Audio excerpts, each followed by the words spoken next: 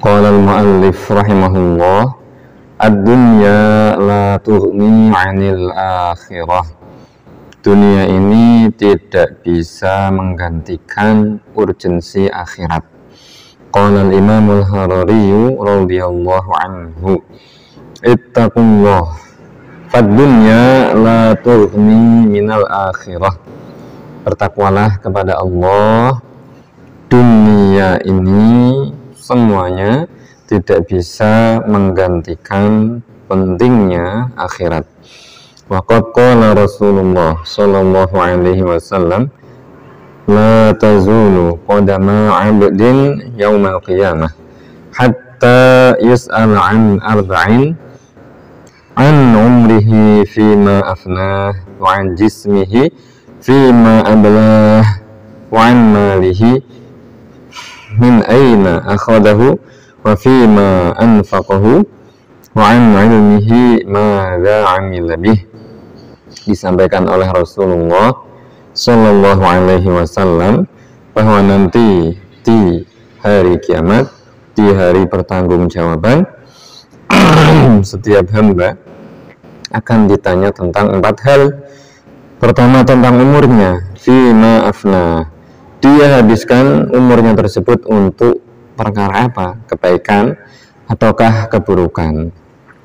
Wa an jismihi fima ablah, tentang jasadnya, tentang tubuhnya, dia manfaatkan untuk kepentingan apa? Kebaikan ataukah keburukan.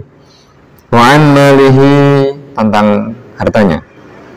Min aina akhadah, dari mana dia dapatkan harta tersebut, apakah dari jalan yang halal ataukah dari jalan yang haram, akan dipertanggungjawabkan.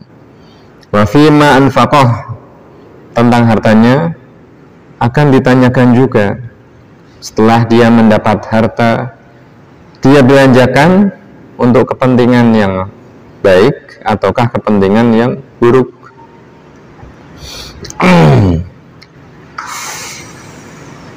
Wa an ilmihi madza 'amila bih, terakhir tentang ilmu yang telah dia peroleh, dia amalkan ataukah dia anggurkan ilmunya tersebut.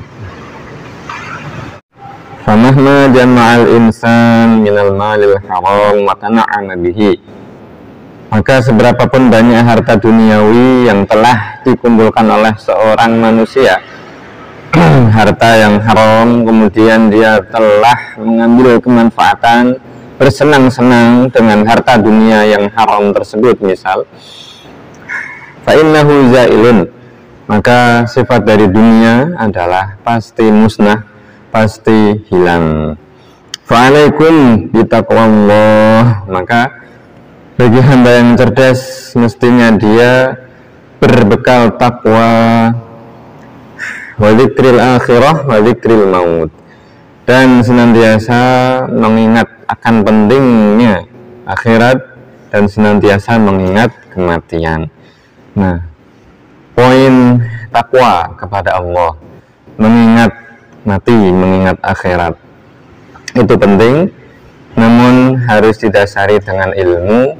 Jangan sampai hanya sekedar menurutkan perasaan, menurutkan hawa nafsu, semau dirinya merasanya sudah bertakwa, merasanya sudah berilmu, namun ternyata prosedur yang dia jalankan adalah keliru, tidak sesuai dengan ajaran Rasulullah, misal. Contohnya ya otodidak yang sering kita contohkan ya. Qala Allah Ta'ala, qul mata'ud dunya qalil wal akhiratu khairul liman ittaqa.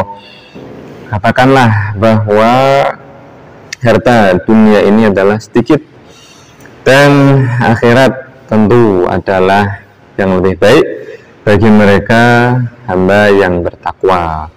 Jadi sekali lagi, mari kita menjadi hamba yang cerdas, senantiasa mementingkan, memprioritaskan urgensi kepentingan akhirat di atas kepentingan duniawi. Famahma jama'al insan minal mal wa tana'ama bi anwa'il maladzat wal mushtahayat la budda an yufariqa dzalika bil maut.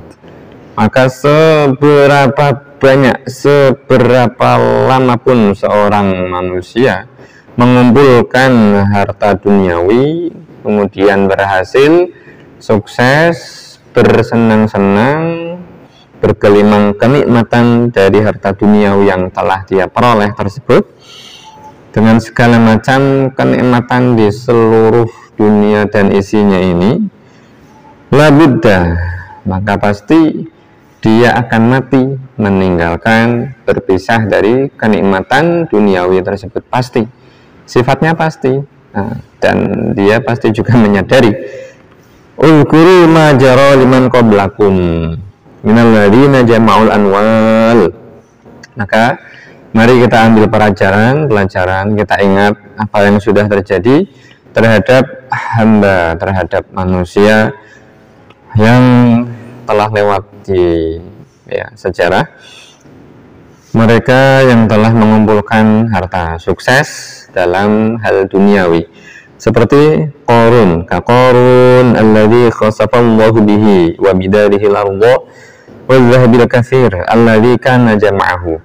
Qarun sampai diambleskan atau dibenamkan oleh Allah ke dalam bumi ini beserta dengan harta duniawinya, dengan emas yang sangat banyak yang sukses Qarun kumpulkan, tapi akhirnya dia mati terbenam bersama dengan harta emas-emasnya tersebut.